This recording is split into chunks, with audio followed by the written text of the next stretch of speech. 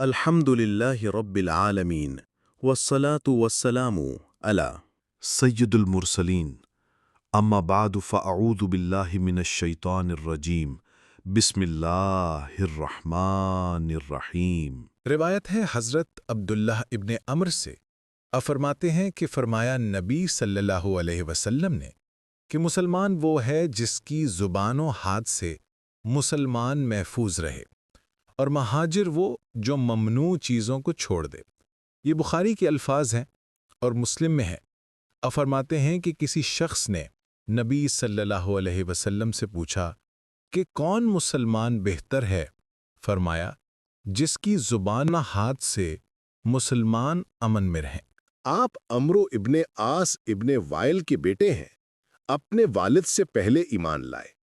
آپ نے ہی حضور صلی اللہ علیہ وسلم کی اجازت سے احادیث لکھیں جن کی تعداد 700 ہے۔ بڑے عالم، بڑے متقی و عابد تھے، آخر میں نابینا ہو گئے تھے۔ 78 میں طائف یا مصر میں وفات ہوئی۔ مرکات یہ یعنی کامل مسلمان جو لغتاً شرعاً ہر طرح مسلمان ہو، وہ مومن ہے جو کسی مسلمان کی غیبت نہ کرے، گالی، طعنہ، چغلی وغیرہ نہ کرے، کسی کو نہ مارے پیٹے، نہ اس کے خلاف کچھ تحریر کرے۔ یہ حدیث اخلاق کی جامع ہے۔ مسلمانوں کی سلامتی کا ذکر خصوصیت سے اس لیے فرمایا کہ بعض صورتوں میں کفار سے لڑنا بھڑنا، انہیں برا کہنا عبادت ہے۔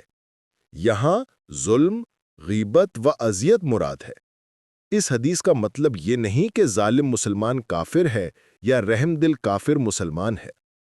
یعنی کامل مہاجر وہ مسلمان ہے جو ترک وطن کے ساتھ ترک گناہ بھی کرے، یا گناہ چھوڑنا بھی لغتاً ہجرت ہے جو ہمیشہ جاری رہے گی۔ روایت ہے حضرت انس رضی اللہ عنہ سے، فرماتے ہیں کہ فرمایا نبی صلی اللہ علیہ وسلم نے، تم میں سے کوئی مومن نہیں ہو سکتا تاں کہ میں اسے ماں باپ، اولاد اور سب لوگوں سے پیارا ہو جاؤں۔ مسلم، بخاری۔ آپ انس بن مالک ابن نضر انصاری خزرجی ہیں۔ حضور کے خادم خاص 10 سال صحبت پاک میں رہے، 100 برس سے زیادہ عمر پائی۔ عہد فاروقی میں بصرہ چلے گئے تھے، وہاں سے قریب ہی 93 ہجری میں آپ کا انتقال ہوا۔ بصرہ میں آخری صحابی کی وفات آپ کی ہوئی۔ آپ کی قبر انور زیارت گاہ خاص و عام ہے۔ یہاں پیارے سے مراد طبعی محبوب ہے، نہ کہ صرف عقلی، کیونکہ اولاد کو ماں باپ سے طبعی الفت ہوتی ہے۔ یہی محبت حضور سے زیادہ ہونی چاہیے، اور بحمدہ تعالی ہر مومن کو حضور جان و مال اور اولاد سے زیادہ پیارے ہیں۔ عام مسلمان بھی مرتد اولاد، بے دین ماں باپ کو چھوڑ دیتے ہیں، حضور کی عزت پر جان نچھاور کر دیتے ہیں۔ غازی عبدالرشید، غازی علم دین، عبدالقیوم وغیرہ کی زندہ جاوید مثالیں موجود ہیں۔ روایت ہے انہی سے، فرماتے ہیں فرمایا نبی صلی اللہ علیہ وسلم نے کہ جس میں 3 خصلتیں ہوں وہ ایمان کی لذت پالے گا۔ اللہ اور رسول تمام ماں سوا سے زیادہ پیارے ہوں، جو بندے سے صرف اللہ کے لیے محبت کرے، جو کفر میں لوٹ جانا جبکہ رب نے اس سے بچا لیا ایسا برا جانے جیسے آگ میں ڈالا جانا ہے۔ ایسے جسمانی غذاؤں میں مختلف لذتیں ہیں، ایسے ہی روحانی غذاؤں، ایمان و اعمال میں بھی مختلف مزے ہیں، اور جیسے ان غذاؤں کی لذتیں وہی محسوس کر سکتا ہے جس کے حواس ظاہری درست، ایسے ہی ان ایمانی غذاؤں کی لذتیں وہی محسوس کر سکتا ہے جس کی روح درست ہو، اور جیسے ظاہری حواس درست کرنے کی مختلف دوائیں ہیں، ایسے ہی ان حواس کے درست کرنے والی روحانی دوائیں ہیں۔ اس حدیث میں انہی دواؤں کا ذکر ہے۔ حضور جسمانی اور روحانی حکیم مطلق ہیں۔ جو ایمان کی حلاوت پا لیتا ہے وہ بڑی بڑی مشقتیں خوشی سے جھیل لیتا ہے، جاڑوں کی نماز، جہاد خندہ پیشانی سے ادا کرتا ہے۔ کربلا کا میدان اس حدیث کی زندہ جاوید تفسیر ہے۔ یہ لذت ہی ہر مشکل کو آسان کر دیتی ہے، اس سے رضا بالقضا نصیب ہوتی ہے۔ 2 یعنی مال و دولت، زن فرزن وغیرہ تمام دنیاوی نعمتیں۔ اس میں قرآن و کعبہ، مدینہ منورہ وغیرہ داخل نہیں کہ ان کی محبت عین اللہ رسول کی محبت ہے۔ اس حدیث سے معلوم ہوا کہ حضور سے اللہ والی محبت چاہیے۔ محبت کی بہت قسمیں ہیں۔ ماں سے محبت اور قسم کی ہے، بیوی سے اور طرح کی، اولاد سے اور طرح کی، بہن بھائی سے اور نوعیت کی۔ حضور سے محبت اسی نوعیت کی چاہیے جس نوعیت کی اللہ سے ہو، یعنی محبت ایمانی و عرفانی۔ ہما فرمانے سے معلوم ہوا کہ اللہ اور رسول کے لیے ایک ضمیر تسمیہ آ سکتی ہے۔ جہاں ممانعت ہے وہاں برابری کے احتمال کے موقع پر ہے، لہٰذا احادیث میں تعارض نہیں۔ خیال رہے کہ یہاں محبت سے طبی محبت مراد ہے، نہ کہ محض عقلی سے، یعنی بندوں سے محض اس لیے محبت کرے کہ رب راضی ہو جاوے، دنیاوی غرض اس میں شامل نہ ہو۔ استاذ شیخ حتیٰ کہ ماں باپ اولاد سے اس لیے محبت کرے کہ رضا الہی کا ذریعہ ہیں، اور سنت اسلام یہ محبت دائمی ہے، دنیاوی محبتیں جلد ٹوٹ جانے والی ہیں۔ رب فرماتا ہے الاخلاء یومئذ بعضهم لبعض عدو الا المتقین، یعنی کفر اور کفار سے تبھی نفرت ہو جاوے۔ اسلام کی توفیق کو رب کی نعمت جانے، کفار سے ایسے بچے جیسے سانپ سے کہ سانپ دشمن جان ہے اور یہ لوگ دشمن ایمان۔ روایت ہے عباس ابن عبد المطلب سے کہ فرماتے ہیں کہ فرمایا نبی صلی اللہ علیہ وسلم نے، اس نے ایمان کا مزہ چکھ لیا جو اللہ کے رب ہونے، اسلام کے دین ہونے اور محمد صلی اللہ علیہ وسلم کے نبی ہونے سے راضی ہو گیا۔ دیناً و بمحمد الرسولہ، رواہ مسلم۔ آپ حضور کے حقیقی چچا ہیں، حضور سے 2 برس عمر میں زیادہ تھے۔ فرماتے تھے بڑے حضور ہیں، عمر میری زیادہ ہے۔ آپ کی والدہ نے کعبہ معظمہ پر اونی حریر و بیاج کا ریشمی غلاف ڈالا۔ آپ واقعہ فیل سے پہلے پیدا ہوئے اور 2 رجب جمعہ کے دن 32 یعنی 83 سال کی عمر میں وفات پائی۔ جنت البقیع میں مدفون ہوئے۔ فقیر نے قبر انور کی زیارت کی ہے۔ اسلام پہلے لا چکے تھے، بدر میں مجبوراً کفار کے ساتھ آئے تھے۔ اپنی ہجرت کے دن اسلام ظاہر کیا۔ آپ آخری مہاجر ہیں۔ اللہ کی ربوبیت سے راضی ہونا یہ ہے کہ راضی بقضا ہے۔ بیمار طبیب کی کڑوی دوا اور آپریشن سے بھی راضی ہوتا ہے۔ اسلام کے دین ہونے پر راضی ہونے کا یہ مطلب ہے کہ احکام اسلام بخوشی قبول کرے، کسی حکم پر زبان تان نہ کھولے۔ حضور علیہ السلام کی نبوت پر رضا یہ ہے کہ آپ کی سنتوں سے محبت کرے، آپ کی اولاد مدینہ منورہ بلکہ جس چیز کو حضور سے نسبت ہو اس سے محبت کرے۔ یہ حدیث گزشتہ کے خلاف نہیں، جسے یہ 3 اوصاف نصیب ہوں گے اسے گزشتہ 3 چیزیں بھی مل جائیں گی۔ روایت ابو ہریرہ رضی اللہ عنہ سے فرماتے ہیں کہ فرمایا رسول اللہ صلی اللہ علیہ وسلم نے، جس کے قبضہ میں میری جان ہے اس کی قسم، اس امت میں سے سن لے کوئی یہودی عیسائی میرا نام سن لے پھر ایمان لائے بغیر مر جائے، اس پر جو مجھے دے کر بھیجا گیا مگر وہ دوزخی ہوگا۔ امت سے مراد امت دعوت ہے، یعنی سارے انسان، یہودی عیسائی اس کا بیان ہے۔ مشرکین وغیرہ کفار خود بخود اس میں داخل ہو گئے کہ جب یہود و نصارہ پر بھی اسلام لانا ضروری ہوا، جو پہلے پیغمبروں پر ایمان لا چکے ہیں، تو جو سرے سے کسی نبی کو مانتے ہی نہیں ان پر یقیناً اسلام لانا ضروری ہے۔ اس حدیث سے 2 مسئلے معلوم ہوئے۔ ایک یہ کہ تمام مخلوق پر حضور کی اطاعت لازم ہے، کسی ملک، کسی قبیلہ، کسی زمانہ کا ہو، جو خدا کا بندہ ہے اس پر حضور صلی اللہ علیہ وسلم کی اطاعت لازم۔ دوسرے یہ کہ جسے حضور کی نبوت کی اطلاع نہ پہنچے وہ معذور ہے، اس کی نجات کے لیے صرف عقیدہ توحید کافی ہے۔ لہٰذا حضور صلی اللہ علیہ وسلم کے والدین کریمین مغفور و جنتی ہیں کہ وہ حضرات موحد تھے اور حضور کی نبوت سے پہلے وفات پا گئے۔ اس مسئلے کی پوری تحقیق ہماری تفسیر نعیمی پارہ اول میں دیکھو۔ روایت ہے ابو موسیٰ اشعری سے، فرماتے ہیں کہ فرمایا رسول اللہ صلی اللہ علیہ وسلم نے، 3 شخص وہ ہیں جنہیں ڈبل ثواب ملتا ہے، وہ کتابی جو اپنے نبی پر بھی ایمان لائے اور محمد صلی اللہ علیہ وسلم پر بھی۔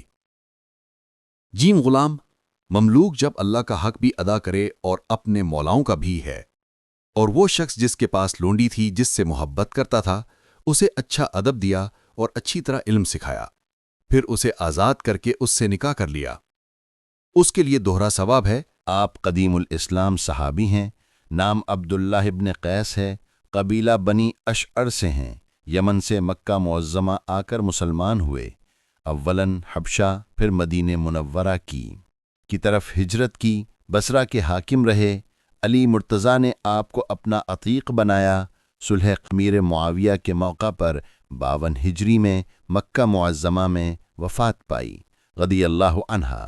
آپ کے بہت مناقب ہیں، نجف اشرف میں آپ کی قبر کی زیارت کرائی جاتی ہے، میں بھی حاضر ہوا مگر یہ درست نہیں۔ یعنی اہل کتاب اگر حضور پر ایمان لے آویں تو انہیں ان اہل کتاب ہونے پر بھی ثواب ملے گا، اگرچہ اس حالت میں وہ اپنے نبیوں پر غلط طریقوں سے ایمان لائے تھے کہ عیسائی حضرت مسیح کو، یہود حضرت عزیر کو خدا کا بیٹا کہتے تھے، مگر چونکہ ان نبیوں کو سچا، ان کی کتابوں کو برحق تو مانتے تھے، اس کا ثواب اب پالیں گے، جیسے عبداللہ بن سلام، وقاب، احبار وغیرہ۔ یہ حکم تا قیامت ہے سے اس طرح کہ اگر چند مولاؤس کا مشترکہ غلام تھا، پھر ان سب کے حقوق و خدمات بھی ادا کرتا رہا اور فرائض اسلام بھی بجا لاتا رہا، غرض کہ جس قدر دنیا میں پھنساوا زیادہ، اسی قدر عبادت پر اجر زیادہ۔ ایک تو لونڈی کو ادب و تعلیم دینے اور آزاد کرنے کا ثواب، اور دوسرا اس سے نکاح کر لینے کا اجر۔ روایت ہے ابن عمر رضی اللہ عنہما سے، فرماتے ہیں کہ فرمایا رسول اللہ صلی اللہ علیہ وسلم نے کہ مجھے حکم دیا گیا کہ لوگوں سے جنگ کروں تاکہ گواہی دیں کہ رب کے سوا کوئی معبود نہیں اور محمد اللہ کے رسول ہیں، اور نماز قائم کریں، زکوٰۃ دیں۔ جب یہ کر لیں گے تو مجھ سے اپنے خون و مال بچائیں گے کہ سوا اسلامی حق کے، ان کا حساب اللہ کے ذمے ہے۔ اس میں بخاری و مسلم کا اتفاق ہے، مگر مسلم نے اسلامی حق کا ذکر نہ کیا۔ یہاں حتیٰ بمانہ کہ ہے جیسے اسلم تو حتیٰ ادخل الجنہ، یعنی مجھے حکم الہی ہے کہ ملک گیری یا مال گیری کی نیت سے جہاد نہ کروں، بلکہ لوگوں کو ہدایت دینے کی نیت سے کروں۔ اس صورت میں حدیث پر نہ کوئی اعتراض ہے کہ یہ آیت قرآنیہ کے خلاف ہے، اور الناس سے مراد سارے کفار ہیں، لہٰذا یہ حتیٰ انتہا کا نہیں۔ خیال رہے کہ مشرکین عرب کے لیے حکم جزیہ نہیں، یا وہ ایمان لامے یا قتل، قید و عبودیت وغیرہ۔ رب فرماتا ہے وَاقْتُلُوهُمْ حَتَّى لَا تَكُونَ فِتْنَةً، عرب کے اہل کتاب اور عجم کے تمام کفار کے لیے یا ایمان یا جزیہ، ورنہ قتل و قید وغیرہ۔ رب فرماتا ہے حَتَّى يُعْتُوا الْجِزْيَةَ عَنْ يَدٍ وَهُمْ صَاغِرُونَ، مرتد کے لیے یا اسلام یا قتل ہے، نہ جزیہ نہ قید۔ رب فرماتا ہے تقاتلونہم او یسلمون، باغیوں کے لیے یا قتل یا بغاوت سے توبہ۔ رب فرماتا ہے فَاقْتُلُوا الَّتِي تَبْغِي حَتَّى تَفِيءَ إِلَىٰ أَمْرِ اللَّهِ، لہٰذا آیات و حدیث متفق ہیں۔ چونکہ اس وقت تک روزہ، جہاد وغیرہ کے احکام نہ آئے تھے، اسی لیے ان کا ذکر نہ ہوا۔ اگر کوئی نماز یا زکوٰۃ کا انکار کرے تو کافر ہے، اس پر کفار کا سا جہاد ہوگا، تارکین نماز و زکوٰۃ کی کوس مالی کرنی ہوگی۔ چونکہ زمانہ مبارک میں اسلام میں نئے فرقے نہ بنے تھے، کلمہ، نماز و زکوٰۃ ایمان کی علامت تھی، اس لیے فرمایا کہ جو یہ تین کام کرے اس کا جان و مال محفوظ ہے۔ اب بہت مرتد فرقے کلمہ، نماز و زکوٰۃ پر کاربند ہیں، مگر مرتد ہیں، ان پر ارتداد کا جہاد ہوگا، جیسے صدیق اکبر رضی اللہ عنہ نے مسیلمہ قذاب کے معتقدین پر جہاد کیا۔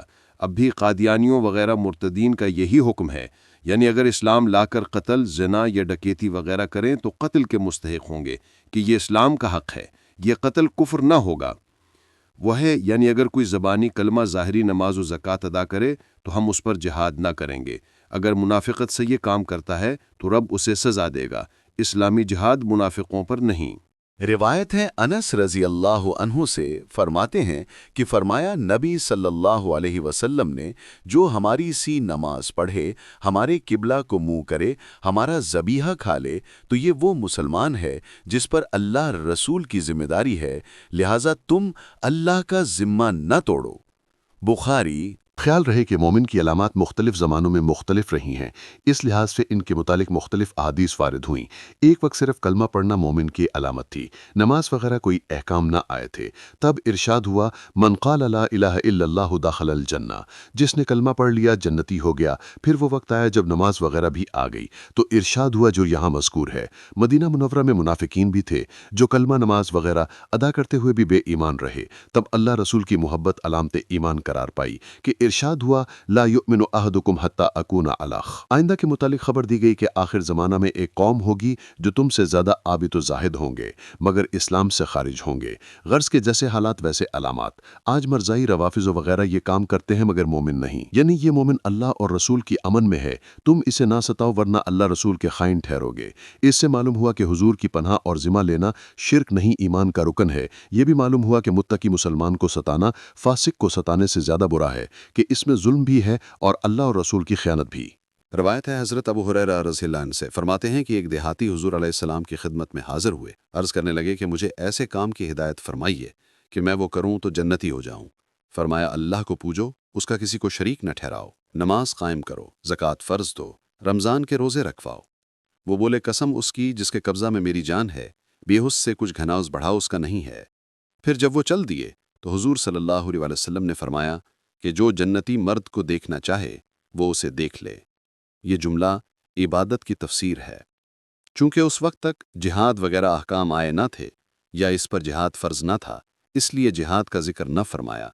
यानी इन अहकाम में अपनी तरफ से ज़्यादती कमी न करूँगा कि फ़जर 4 या 6 पढ़ूँ और ज़ुहर 2 या 3 या रोज़े 40 रख लूँ, या अपनी कौम तक बायन ही यही अहकाम पहुँचा दूँगा।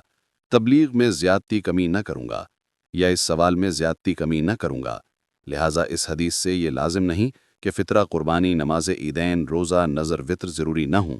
अहकाम उस वक्त तक आए ही न थे, बाद में खुद हुजूर ने अहकाम में ज़्यादती फरमाई। लिहाजा ये हदीस अहनाफ के ख़िलाफ़ नहीं। इससे 2 मसले मालूम हुए। एक ये कि जन्नती आदमी को देखना भी सवाब, बुज़ुर्गों के दीदार से गुनाह बख्शे जाते हैं। उठ जाग फरीदा सुत्ता बादल मस्जिदे जा, मत कोई बख्शिया मिल पवे तू भी बख्शिया जा। दूसरे ये कि हुजूर को लोगों के अंजाम नेक बख्ती बदबख्ती का इल्म है, जानते हैं कि जन्नती कौन है, दोज़खी कौन। हुजूर को खबर थी कि ये बंदा मोमिन तकवा पर कायम रहेगा, ईमान पर मरेगा, जन्नत में जाएगा।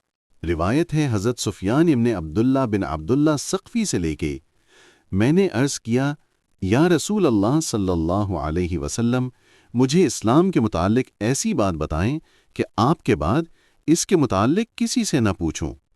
दूसरी रिवायत में है कि आपके सिवा। फरमाया कि कहो कि मैं अल्लाह पर ईमान लाया, फिर उस पर कायम रहो।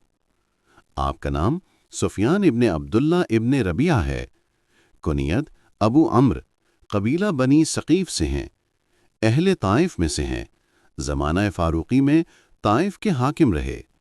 कुल 5 हदीसें आपसे मरवी हैं। बड़े मुत्तकी और आबिद थे।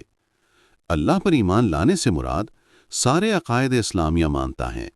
लिहाजा इसमें तौहीद और रसालत, हश्र व नशर, मलाइका, जन्नत व दोज़ख सब पर ईमान लाना दाखिल है। जैसे किसी को अपना बाप मानकर उसके सारे अहले क़राबत को अपना अजीज़ मानना पड़ता है कि उसका बाप हमारा दादा है, उसकी औलाद हमारे भाई बहन, उसके भाई हमारे चचा ताए, और इस्तकामत से मुराद सारे अमाल इस्लामिया पर सख्ती और पाबंदी से अमल करना है। लिहाजा यह हदीस ईमान और तक़वा की जामे है और इस पर आमिल यकीनन जन्नती है। रब फरमाता है इन्नल्लज़ीना क़ालू रब्बुनल्लाहु सुम्मा इस्तक़ामू। अल्ख ये कलिमातुल जामे में से हैं। नाज़रीन, आज के लिए बस इतना ही। इंशाअल्लाह हम फिर हाजिर होंगे अगली हदीस लेकर नेक्स्ट एपिसोड में। तब तक के लिए आप हदीस शरीफ को सुनिए, समझिए, आगे अपने दोस्त अहबाब में शेयर कीजिए, क्योंकि अल्लाह के प्यारे नबी सल्लल्लाहु अलैहि वसल्लम ने इरशाद फरमाया, अल्लाह ताला उसको तरोताज़ा रखे जो मेरी हदीस को सुने, याद रखे, फिर दूसरों तक पहुंचाए। और ये हदीस तिर्मिज़ी शरीफ की है।